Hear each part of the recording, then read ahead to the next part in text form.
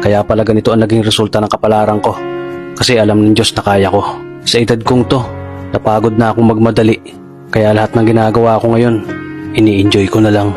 Siguro sa dami na rin ng aking pinagdaanan, napagtanto ko na ang buhay ay mas malawak at mas mahiwaga pa sa mga problemang dumarating sa buhay natin. Tumatanda na tayo, baka sa kakahabol natin sa masagana at maayos na buhay, ay hindi na natin nai-enjoy ang buhay. Baka nabubuhay na lang tayo dahil nape-pressure tayo sa sasabihin ng ibang tao.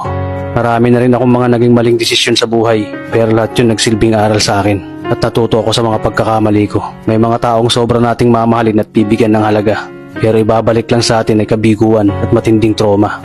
Kaya wag nating lilingunin ng mga taong tulad nila dahil mas payapa kapag hindi ka na interesadong malaman pa kung ano pang balita sa kanila. At wag mong idepende ang sarili mo sa kahit kanino.